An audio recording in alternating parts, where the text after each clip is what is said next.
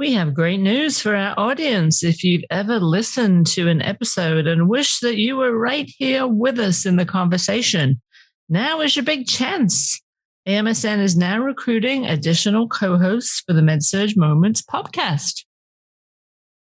If you are interested in being considered, go to amsn.org and look on the homepage for the link to the Med Surg Moments co-host application survey. Also, check your email and social media for additional information.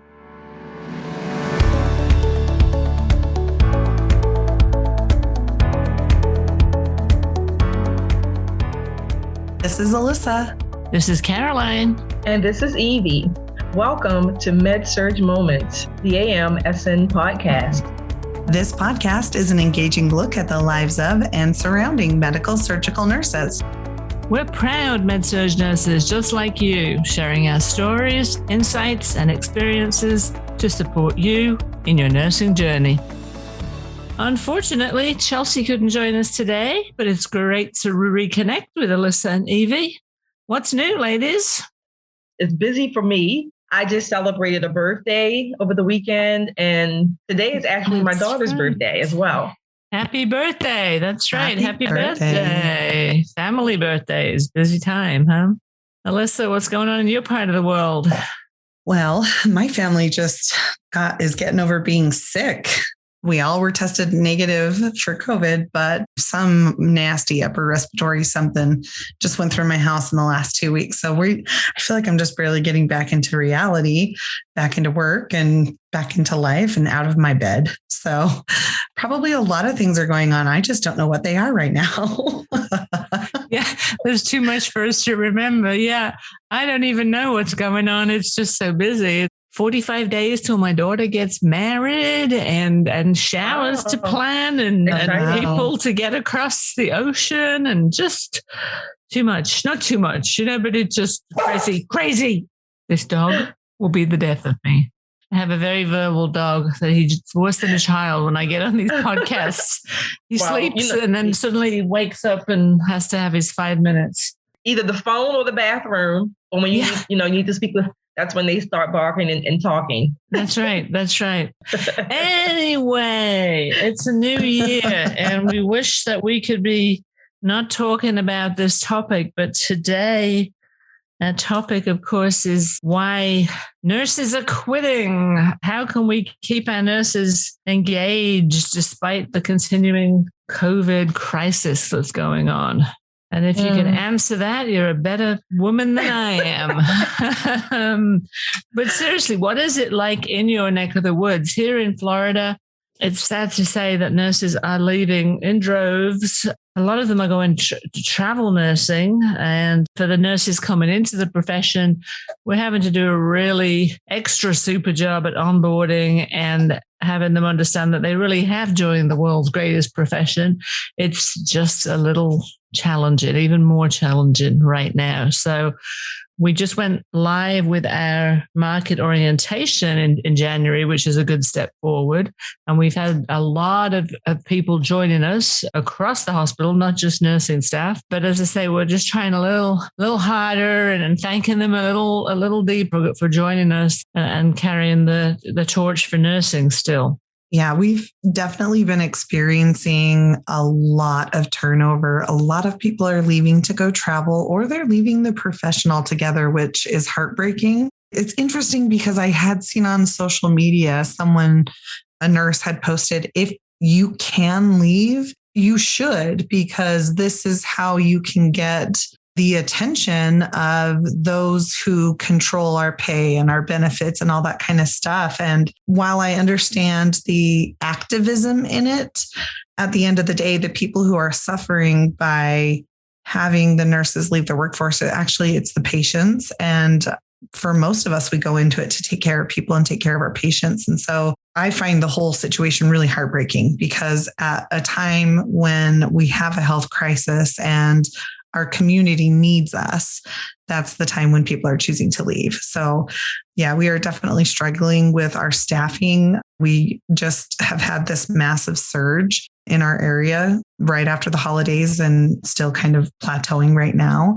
And part of the issues in the hospital is now staffing. And this is the first surge where we've had the staffing shortages impact our ability to care for our patients. Whereas before we were able to limp along, now we've had to actually shut down beds to accommodate because we had 300 sick calls the Monday after New Year's. So it's really sad to me to see people leaving the profession and then activating for that.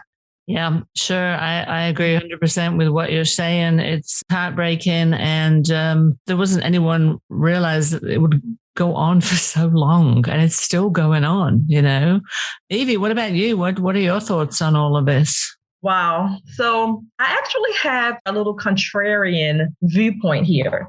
So let me start by saying, number one, if we kind of put this in the context, I think it was 2020 when we first started hearing about COVID-19, and certainly with a lot of the mandates, there was a lot of confusion at that time.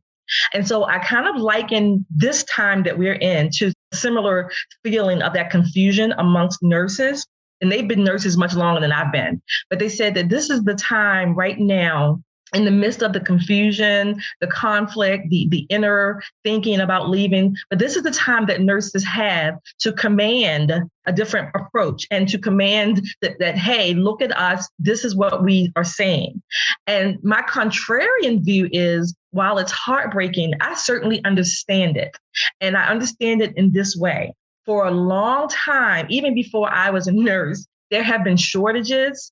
There have been talk and concerns about nurses not being treated well. And so now, in some ways, the chickens are coming home to roost. While that is heartbreaking, and it certainly does hurt our profession, it certainly hurts the patients. And I'm not necessarily advocating for it. I just say I understand it. Our colleagues are trying to get the attention of the people with whom we work for, it saying, hey, we are professionals. We have been talking, begging, borrowing, pleading for years for the attention. And so now that a lot of our colleagues are taking this moment as their way to say, you know what, I've had enough.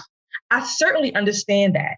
You know what, Evie, I actually really appreciate that you said that, because I feel like I do understand from that perspective of, yes, we do need to be treated better. It's interesting when you look at just the context of the pandemic and how nurses were viewed as heroes because they're at the bedside and they're facing this pandemic, and then they become villains to those who don't agree with or understand the medical care that comes with COVID-19, or they don't support getting vaccinated. Whatever their belief set becomes contrary to what's happening with nursing care.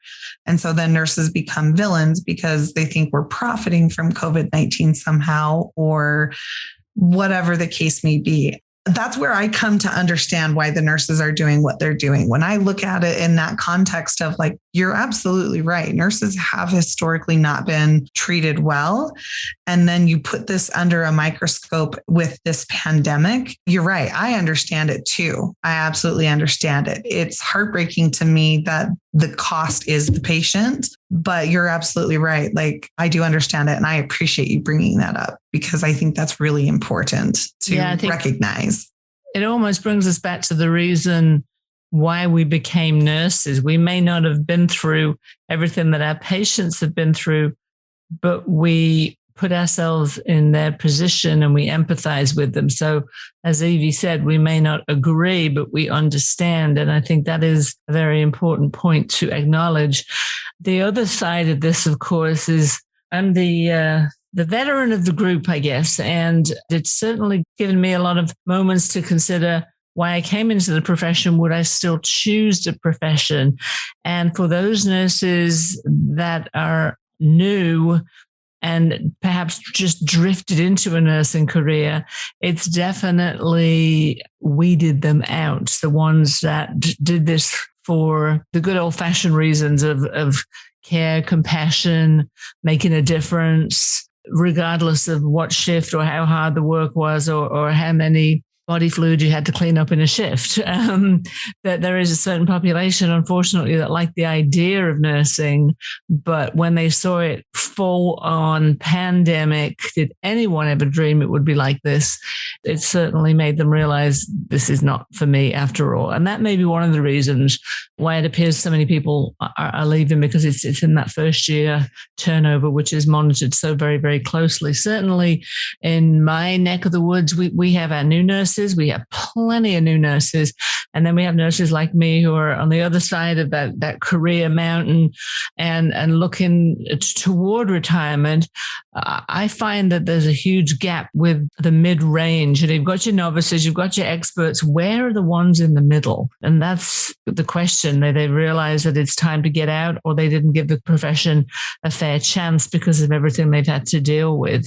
You've got to wonder how much longer people can continue to be resilient and put on a brave face and show up with positivity, because there doesn't seem to be, well, there isn't an end in sight. We're going to have to live with this. We're going to have to live with it. And it will soon, well, I say soon, we hope it will become like flu. How many people have been sick and they have the flu? Do they stay home? No, they don't stay home. They come to work. It's been a good lesson to us all that if you are sick, if you are contagious, then you must stay home. You mustn't share the love with your patients, because they're the reason we do what we do, and we don't want to put them in any more jeopardy than they already are.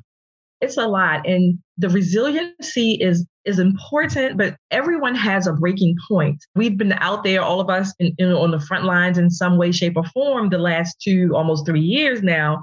And when you don't have an end point in sight, it's one thing to have to deal with a conflict, go through the valley times, but to constantly feel as if you're in the valley with no hope for coming out of it, that wears very, very deeply on people's psyche, their physical being, and even just sometimes it causes them to think, is this worth it? That's a great perspective. It really, really is. One way that we can evaluate situations like that is by collecting perspective and collecting data and bringing it together as part of research. And AMSN are almost capitalizing on the pandemic, but in a most positive way. It reminds me to share with all our listeners that the organization has joined George Washington University and is conducting a study on moral injury. And who'd have ever thought we'd have been having a conversation about moral injury, the psychological, biological, spiritual, behavioral, and social impact of perpetrating, failing to prevent, or bearing witness to acts that transgress deeply held moral beliefs and expectations. That was quite a mouthful. It's one of the major causes of burnout, secondary trauma, and compassion fatigue. And that's what I think a lot of us are experiencing. How long can we keep this space going forward in a positive, compassionate way and not lose sight of the reason that we came into the profession? So AMSN, of course, are looking for participants, and go to the websites if this sparks any interest, and share your story. We all learn by our stories, and strength in numbers sometimes can be very, very impactful. So it just reminded me about that research that's going on in our very own organization as we speak. One thing that I think is really important about what you guys are talking about with these new nurses, they don't know what they don't know. If you think about your time on the floor at the bedside before COVID-19, you had your good days and your bad days. You had your mix of your patients where there was these ones that were great and maybe just this one tough one. But nurses who are going in right now in pandemic times, every day is their bad day. You think about what your bad days used to be like, and all their days are like that. And so every day they're having a moral injury. Every day they're struggling. And so all of these new nurses, when Evie was talking about, you're down in the valley and you don't know when you're going to be able to climb out of it. These nurses don't have that context of what the good days looked like or what a balanced day looked like. And so when they're here and this is all they know, gosh, I don't blame them for wanting to bail, Right. And as someone that orients a lot of brand new nurses, and we put this very positive face forward, and we thank them for joining our wonderful organization and joining the profession. Within days, sometimes it's like, you weren't even truthful. It's not a matter of being truthful. It's a matter of them suddenly realizing that orientation period, that honeymoon period, it's over. It never really started because you've got to get in there with sick patients that need even more care than we're used to giving. And it's just too much for people to take, I think. And that's one of the reasons that they don't want to give it their best shot, because as Evie just said, we don't know when they're going to get out of the valley into the other side, you know? Yeah. It's very difficult to be positive and upbeat all the time. It really truly is. Yeah.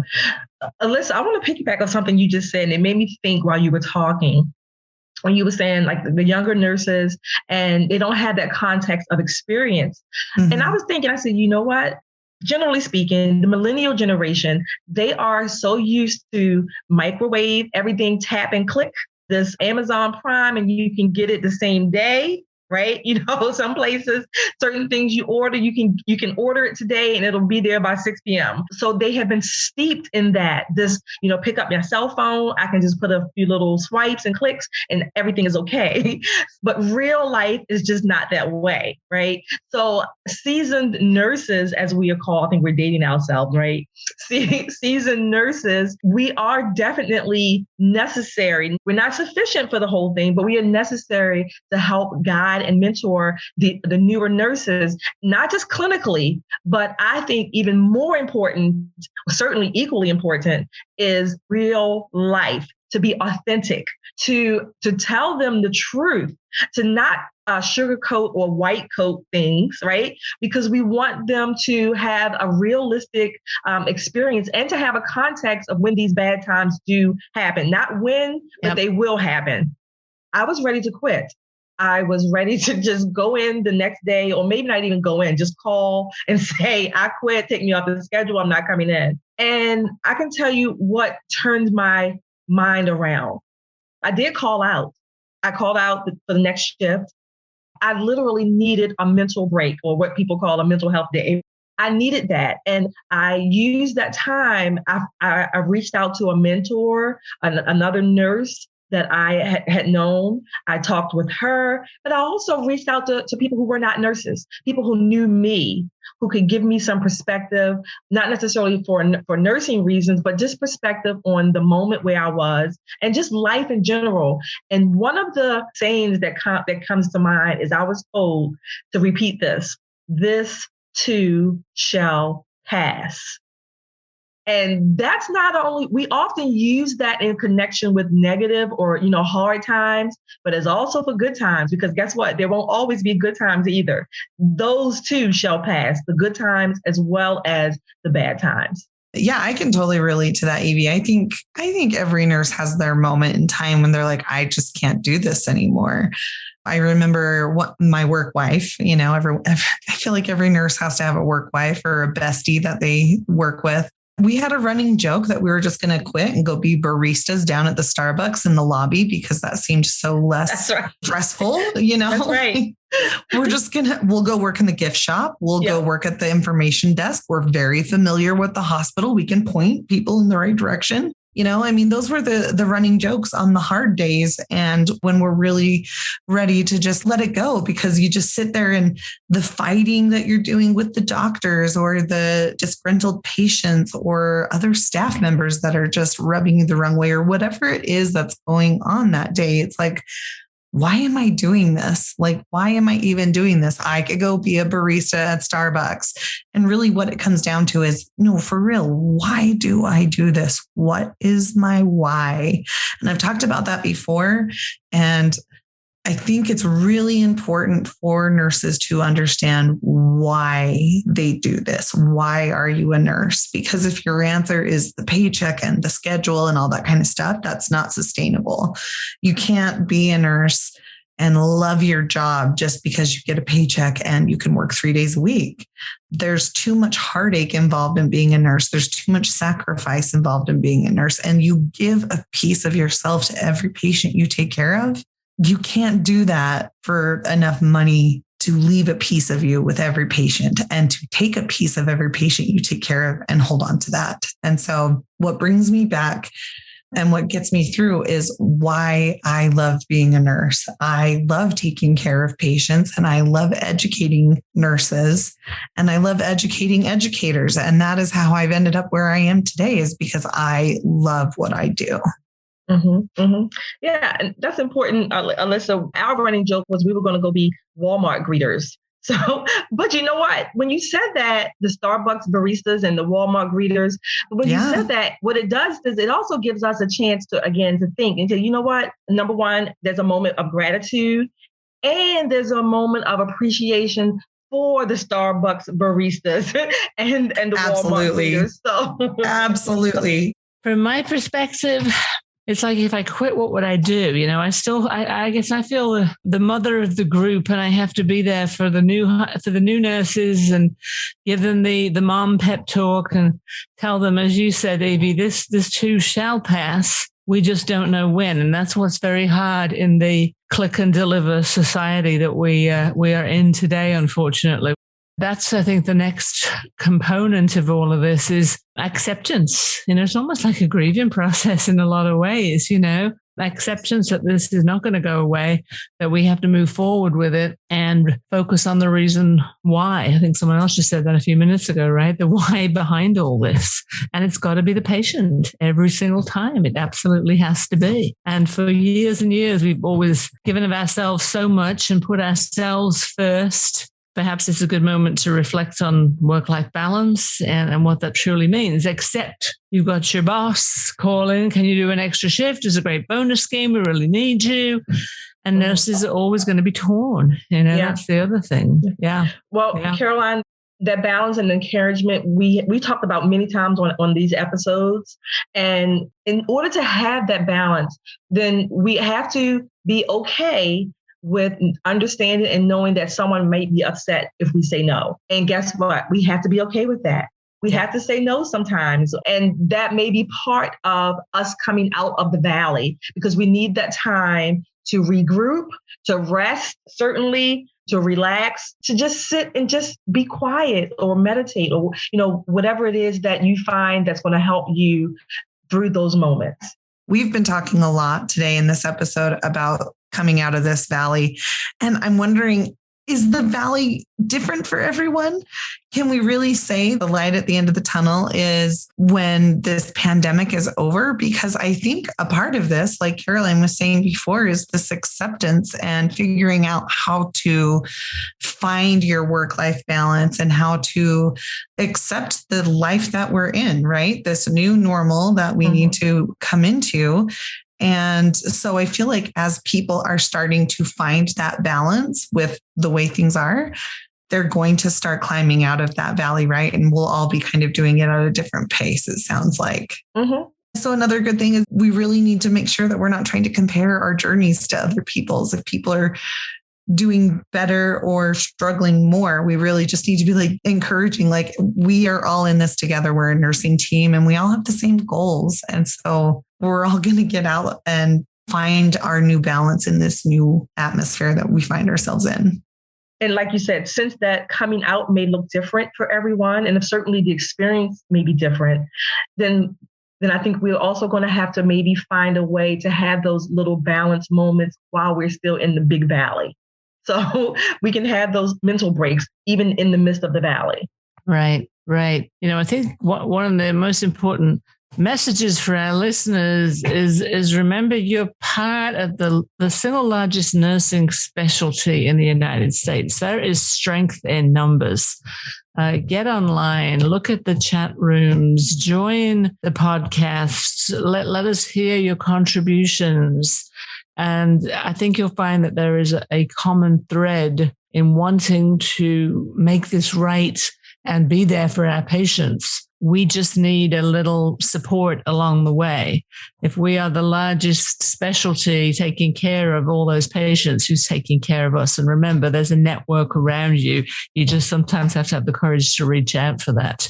And when someone says, how's your day going? It's okay to say, not so great today. And here's the reason why. And if you've got that truly empathetic coworker, they're going to say, let's go find a quiet moment and chat for a minute. those few minutes can be worth a million moments to refresh and regroup and move forward. I completely agree with all of that, Caroline. That's some great advice right here as we are running out of time. This has been a great conversation, though. I really appreciate it with you both, Evie and Caroline. We do look forward to connecting with you on our next episode of Med Surg Moments, the AMSN podcast. In the meantime, we want to hear from you. Send us your questions, topic ideas, and feedback via our official Med Surg Moments email address. That's amsnpod@amsn.org, amsnpod@amsn.org. I'd also like to remind you to become a member of AMSN or renew your membership at www.amsn.org. You'll receive lots of cool benefits and perks, such as discounted pricing on annual convention and continuing education. I encourage you to help us spread the word and subscribe to the Med Surg Moments podcast via your smartphone podcast app to receive notifications of future episodes. Please be sure to leave us a review and recommend Med Surg Moments wherever you get your podcasts to help us reach even more listeners. I also invite you to join the conversation by sharing your ideas and questions on AMSN's Facebook, Instagram, LinkedIn, or Twitter pages. And don't forget to add hashtag MedSurgMoments to your post. Simply enter AMSN in the search field on any of these social media platforms to connect with us. The content within the Med Surg Moments podcast represents the views, thoughts, and opinions of the co-hosts and may not necessarily reflect the views, thoughts, and opinions of the Academy of Medical Surgical Nurses. Until next time, I'm Evie. I'm Alissa. And this is Caroline. And always remember, Med Surg Moments is a moment in our lives, a moment in our Med Surg careers that make a huge difference.